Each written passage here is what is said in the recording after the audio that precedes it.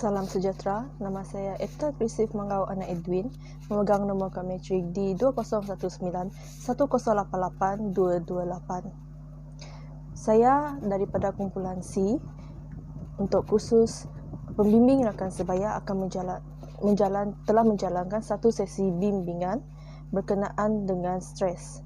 Berikut merupakan sesi bimbingan yang telah saya jalankan. Selamat sejahtera. Saya Ekta dan saya merupakan seorang mahasiswi Universiti Pendidikan Sultan Idris tahun kedua. Jadi sebelum kita memulakan sesi bimbingan, saya ingin meminta kebenaranlah daripada awak supaya sesi bimbingan ini direkod bagi tujuan permakahan dan juga untuk penilaian yang akan dilakukan oleh pensyarah saya lah. Adakah awak bersetuju untuk supaya sesi bimbingan kita ni direkodkan? Okay. Jadi sebelum kita memulakan sesi bimbingan kita, sekiranya awak dah bersedia, awak boleh mulakanlah dengan menceritakan sedikit tentang latar belakang awak. Jadi awak boleh ambil masa awak untuk memulakan sesi ini dan awak jangan rasa terlupa apa lah, sebab sesi ini kita jalankan secara santai saja. Okay. Jadi awak boleh memulakan masa. Pertama sekali, nama saya Rakan. Saya 19 dan saya tinggal dengan bapak saya. Saya ada 4 adik-adik dan saya tengah sekolah. Okay. Jadi awak apa khabar malam? Sihat? Okay, sihat ya? Dah makan tak? Baguslah kalau dah makan. Jadi dalam kesempatan ni kita buat sesi bimbingan ni di rumah saya. Okay. Sebab sekarang ni pun sesi pandemik, jadi sukar untuk kita nak buat sesi ni di luar. Jadi boleh saya tahu, okay, kenapa awak nak melakukan sesi bimbingan ni?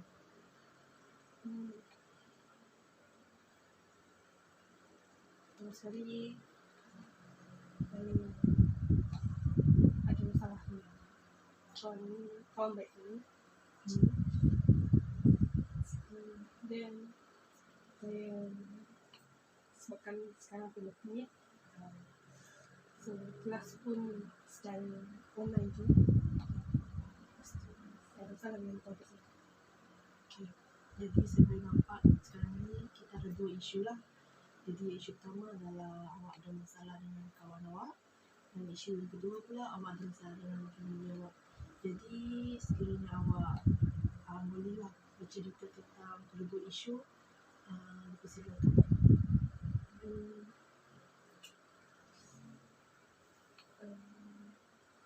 Kes dengan kawan saya tu actually dah lama, dan sampai sekarang masih masih putusan.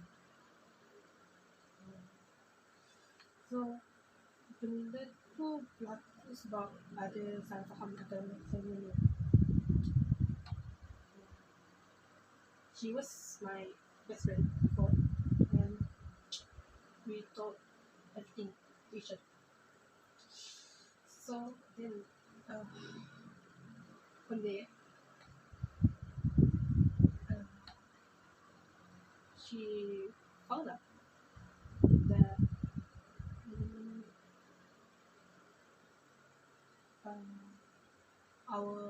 one of our classmates know about secret, and dia syak yang saya dapat benda tu. So when I was trying to tell her about it, she always avoid me, and saya dah apa kali bagi nak minta maaf dengan dia, tapi dia went well. So ya, saya sampai sekarang tak terbaik ni. Jadi dari segi permasalahan Nana dengan kawan baik Nana is berlakunya salah faham. Jadi disebabkan salah faham ni berlaku apabila salah satu rahsia di antara Nana dan kawan Nana terbongkar lah dalam kalangan classmate kan. So kawan baik Nana tu dia syak Nana yang membongkarkan rahsia tersebut kepada orang lain, dan menyebabkan sehingga sekarang ni dia tak betul bersapa langsung dengan Nana. So Nana dah cuba untuk minta maaf, tapi dia still tak boleh gym, right? Okay, so saya boleh nampak lah boleh nampak skop masalah di sini. Jadi disebabkan permasalahan dengan kawan ni, ada apa-apa tak yang efek Nana dari segi emosi ke your studies or other things that is really important for you? Because right now Nana beritahu tadi, Nana sekarang ni dah dalam tingkatan 6 kan. So semestinya dalam tingkatan 6 ni nanti Nana ada juga perkara ataupun hala tuju yang Nana nak capai. So adakah masalah dengan kawan Nana ni dia bagi impact yang besar pada Nana?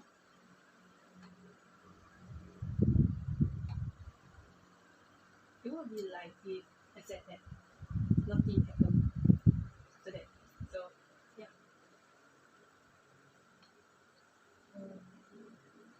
I'm 19 years old and I've been friends for quite long. So I'm kind of introvert. So yeah, I don't have a lot of friends and I'm afraid of cluster.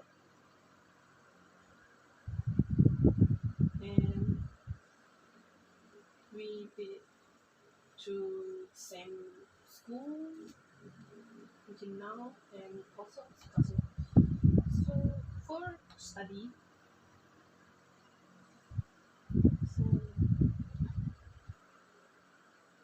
and now the pandemic. So since last year lagi kita ada sekolah buat kelas online. So kelas pula through Google Meet or Zoom, and sometimes they will minta buat presentation. And I before this selalu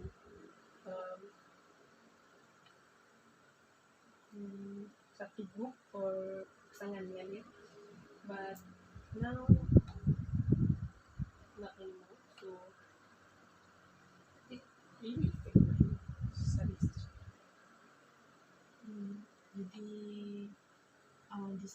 di samping ataupun pada masa yang sama, sebelum masalah ni Nana juga menghadapi masalah dengan pembelajaran Nana. Kan sekarang ni saya pun menjalani sesi kuliah semua kan secara atas talian, itu juga dengan semua sekolah lah. Jadi saya faham bila kita jalankan sesi kuliah secara atas talian ni, memang kita akan menghadapi banyak tekanan. Okay, sebab ialah tekanan tu bukannya daripada, mungkin lah bagi saya, tekanan tu mungkin bukan daripada masalah kita sendiri or personal problems that we face, tapi kadang masalah tu juga datang daripada orang ketiga kan, pihak yang lain. Jadi saya nak tanyalah tentang studies. Okay, studies ni macam mana dengan you punya penghantaran tugasan, penghantaran kerja khusus, ataupun macam mana you nak catch up dengan you punya studies, because this problem dia memang sudah nampak lah, memang efek you punya pencapaian, dan tidak, saya kalau nak katakan tak efek you punya performance tu memang tipu lah, sebab ya bagi saya apabila kita kehilangan seorang rakan yang sangat baik, sangat rakan kita, memang dia akan bagi kesan ataupun impak yang besar. So saya tak tahu lah dari segi aspek itu. Boleh, if Nana boleh sharekan, so yes, you may tell me lah.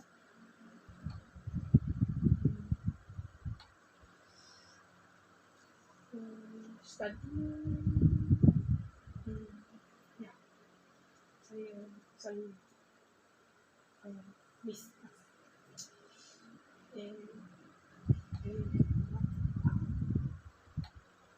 join class at all. Sometimes even sometimes saya memang bangun lambat, or even kalau saya dah bangun awal, saya tidak enjoy class because can't focus to the teacher, to what she trying to teach me. So performance memang drop, attitude drop, dan kalau kelas pun tak join, homework khusus memang zero lah, sebab saya memang tak fokus at all dengan benda tu. And sebab bila saya try, that problem always datang, and dia buat saya rasa macam So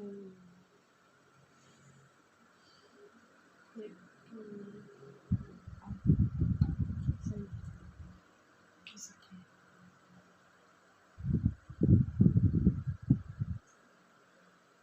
so ya, my study memang drop lah.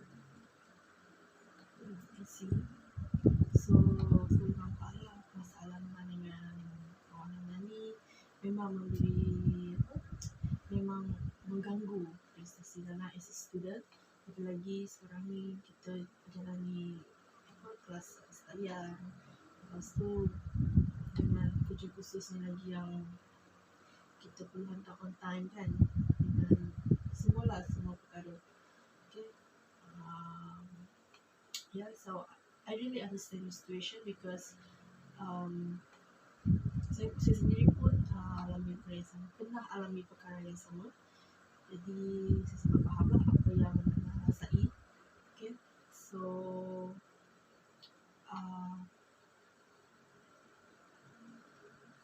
seterusnya saya nak tahu untuk isu yang seterusnya, iaitu isu Nana dengan family Nana. Seperti yang Nana beritahu tadi, Nana ada masalah dengan keluarga.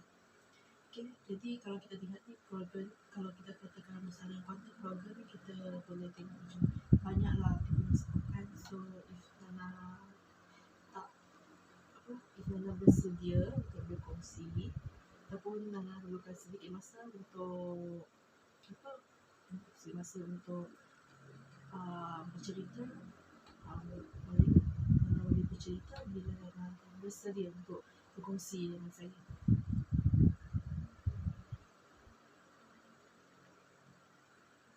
Saya lihat sebelum nak berasa rumah tu sudah for me, I don't think so. So saya kakak, I have siblings, both my parents kerja, and sometimes rowdy. Benda ni is not new, just this whole time saya tahan sebab dia, but now I have no. So my parents kira rasa I don't remember when is the last time kita orang boleh duduk kat satu tempat and spend time just like other family. I don't even remember when last. Um, so kalau morning I I have my only class. Then malam time tu memang tak ada, memang I really hate it because balik kerja balik kerja dia orang akan buka dapur buka and even sometimes sampai baling barang buka pintu everything that everything. So as I said, benda ni dah bukan I experienced it as kid and because of it I lose my dad, I can say it, and I really don't want that my siblings also experience it. I don't want them to lose it. So dia orang memang itu acting tapi dia orang tak pernah pun girl tu dia pernah pun nak sepak ke ke apa ke dia memang nak tapi just bila dengar bunyi kereta je I orang dah that it's kind of nightmare actually. I scared of it.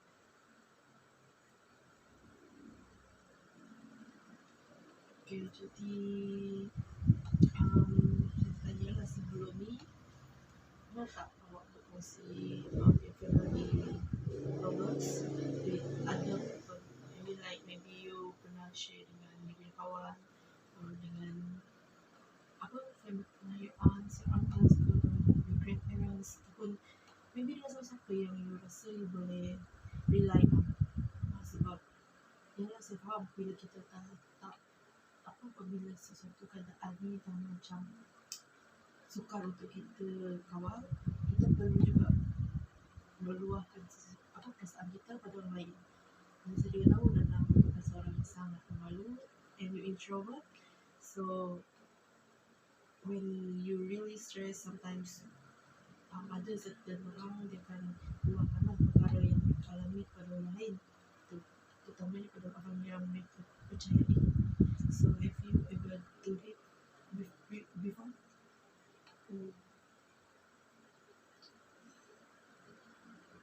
Like you said that I'm introvert, so even when I was say that I just being fake. Yes, I just want people to see what they want to see and I just keep it inside me.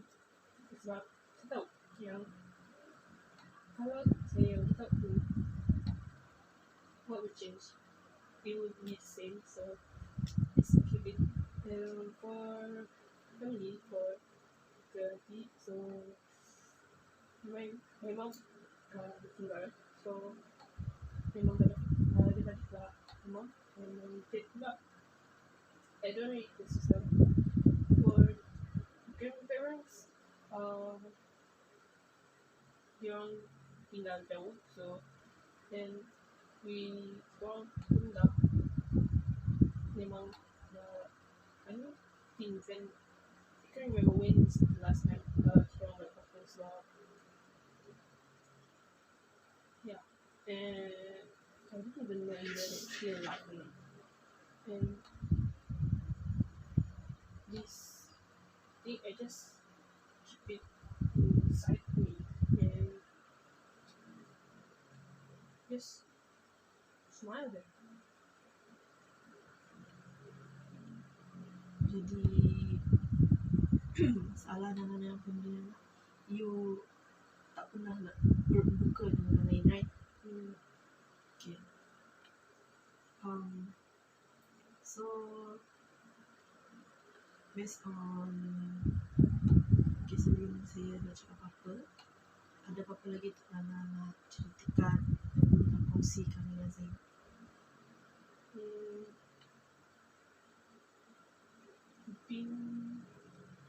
Introvert is already, I don't know. Then I wish things could be better than this. Okay. So saudara nampak lah, sekarang ni you really have big, I mean the stress that you alami, the stress yang awak hadapi sangat tinggi. Okay, sorry to ask, but ni adalah perkara yang kita selalu tengok lah since pandemik COVID-19 ni dah ada dulu. Okay, so boleh saya tahu sepanjang permasalahan ni pernah tak terfikir untuk suicide or something that even worse? I mean like maybe sejak awak dapat tekanan yang tinggi macam ni, awak pernah terfikir untuk buat something di luar jangkaan. Okay, apabila awak tak, sebab saya tahu apabila kita pergi introvert ni, kita tak boleh nak meluahkan apa yang kita rasa kepada orang lain. So sometimes kita bertindak di luar jangkaan. So pernah tak awak terfikir untuk berbuat demikian?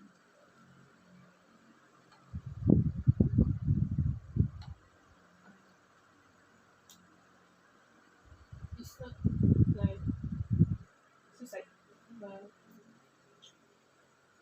I did self-harm. So when just too much, so ada orang, so I just cut myself there. I don't want to feel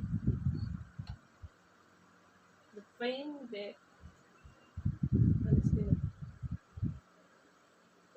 I really want to feel it, even but still Really? So bila you punya tekanan yang tinggi, so you intend to injure yourself, right? So based on apa yang ceritakan tadi, okay, saya boleh simpulkan lah, semua ni sebenarnya di bawah satu cakang, iaitu tekanan. So apabila kita alami tekanan yang terlalu tinggi, terutamanya dalam pandemik COVID-19 ni, memang sukarlah untuk kita selesaikan salah satu persatu. Jadi untuk masalah you yang pertama, which is your problem dengan you punya kawan baik, okay, sekarang ni kita tak boleh nak berjumpa, kita tak boleh nak lepak-lepak seperti biasa before this. So kita sekarang ni dunia teknologi, so kita ada apps ataupun kita ada handphone, kita boleh FaceTime, kita boleh video call. So maybe bicara dengan saya, Nana pernah you told me before that you pernah minta maaf tapi dia tidak terima, right? So maybe untuk menjelaskanlah bahawa perbuatan tu is not what you doing, is wrong. So maybe boleh text lah. Buat je teks yang panjang. Masalah awak mulakan dengan awak mulakan dengan awak minta maaf. Dia beritahu lah yang perkara sebenar yang apa yang berlaku tu semua is not because of you. You tak pernah pun mengungkapkan apa-apa rasa di orang lain, because this is secret between you two, right? Jadi text tu you can just WhatsApp her, okay? Apabila if they reply, then baguslah. Okay, if dia tak reply, so I think that sekarang ni you dah form 6, you have a lot of things to think of. The best is you need to move on and forget everything about her, okay? Because you have your own future, okay? You ada jalan, you ada masa depan, ada pahala tuju nanti. If you still stuck in this situation, nanti dia akan susah tau untuk you untuk move on, untuk bergerak untuk melangkah ke hadapan. You akan stuck dekat situasi yang sama, okay? Apabila you dah habis form 6 nanti, you tak boleh nak rasa apa, like apa orang kata, sukarlah untuk you nak fokus on you punya dreams, okay? Saya percaya you ada dreams you sendiri, okay? And you also have apa yang you nak, mesti you nak capai. So itulah untuk apa yang saya boleh nyatakan cara untuk you selesaikan hubungan ni dengan kawan you. And then untuk masalah you punya studies, I suggest you buat jadual supaya you tak miss setiap penghantaran, terutamanya kerja khusus latihan, and you tak miss mana-mana kelas. Saya faham yang disebabkan masalah you dan kawan you tu, you banyak tinggal kelas, you punya studies turun, you punya performance semua turun. Jadi apabila you buat you punya jadual, at least you can still keep on track with apa yang berlaku lah. Ataupun you juga boleh sebenarnya apabila you pergi you bertanya, keep on asking, keep on contact with your friends, okay, classmates, teachers about you punya studies. You tak boleh nak berdiam diri. Even though you introvert sekalipun, you perlu belajar cara untuk menampilkan ataupun yakin diri lah, confidence with everything, and you need to try to speak up more, okay? Sekarang ni awak faham ke apa yang saya cuba sampaikan? Okay, so untuk yang pertama tadi, adakah awak akan lakukan ataupun you perlukan lagi masa ataupun you perlukan pertolongan lah untuk sediakan teks tu? I think it's better if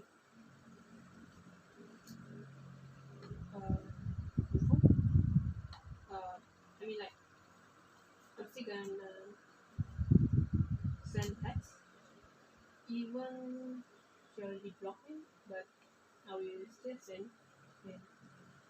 So sama kalau dia nak jaga, so we just move on, I guess. Yes, sebenarnya apabila you dapat move on daripada apa yang berlaku, you akan rasa lebih tenang sebab perkara tu you dah tinggalkan jauh dah. So nanti maybe lah bukan hari ni, maybe esok ataupun lusa, you boleh mulalah sediakan teks, and then you can send dekat dia, jelaskan perkara yang sebenar. Jangan biarkan perkara ni terpendam terlalu lama sehingga menyebabkan you je yang rasa macam tertekan, sedangkan dia tak rasa apa-apa pun, okay? Jadi that's the better way lah. You dah minta maaf, you dah explain semua perkara, so it depends on her. If dia nak minta maaf, okay, bagus. if dia tak nak berkawan dengan, if dia kata minta maaf and dia tak nak berkawan dengan you, dia kata hubungan persahabatan kita putus, there's nothing we can do, right? So you just have to move on lah, sebab you pun ada future, you pun sekarang ni dah tingkatan 6, you ada STPM yang akan datang. Okay, and then untuk yang masalah family,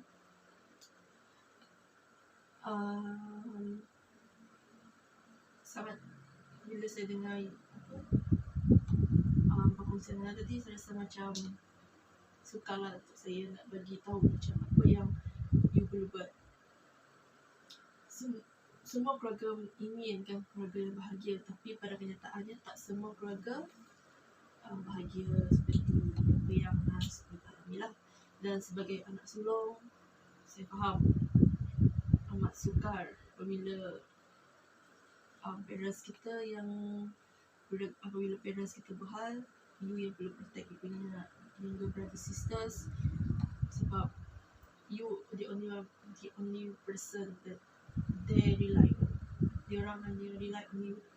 Diorang tak ada kepercayaan on your parents, because dan saya faham Nana juga tak nak lah adik Nana kehilangan diorang punya memori childhood diorang dipenuhi dengan rasa marah, dipenuhi dengan aktiviti ataupun sikap mengganas semua tu.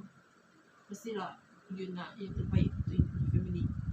Jadi untuk masalah ni, I think it's better lah.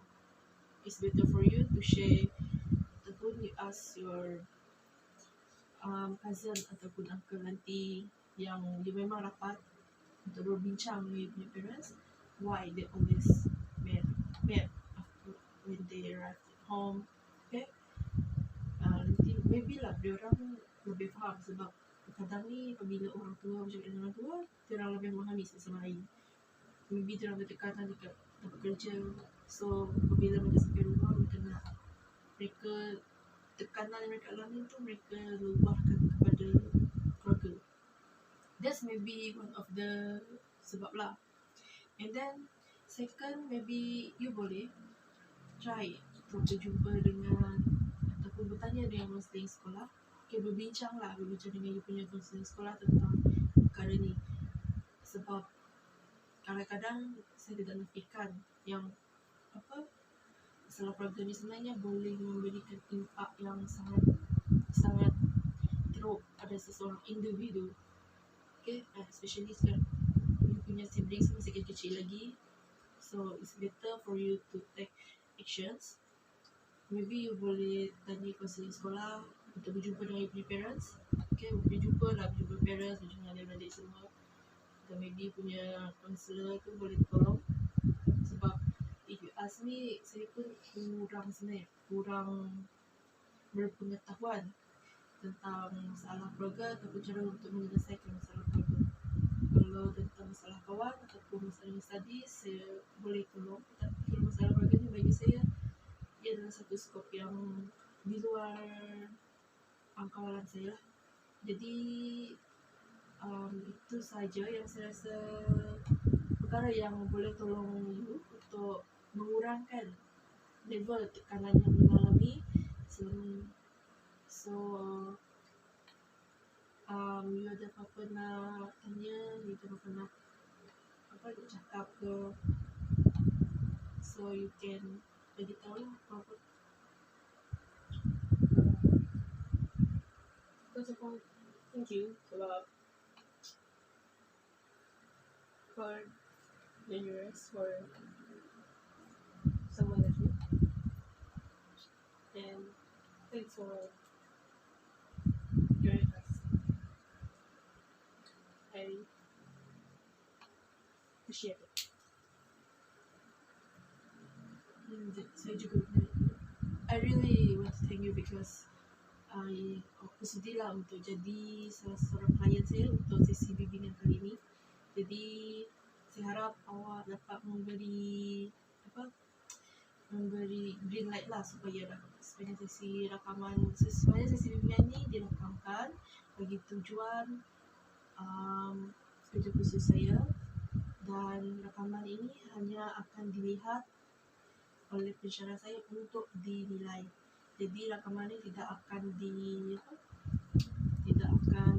dikongsikan ataupun diberikan kepada sesiapa lah. Jadi saya berharap agar setiap masalah yang awak nyatakan tadi ini dapat try to atasi one by one through the alternative ways that we've been taught just now. Jadi saya berharap agar awak dapat dia punya stress tu dia dapat kurangkan, berkurangkan. And then yang paling penting sekarang ni sesi pandemik, stay safe, jangan stress sangat, sebab bila kita stress tekanan kesihatan kita pun akan terjejas. Thank you so much for spend your time with me today, and I really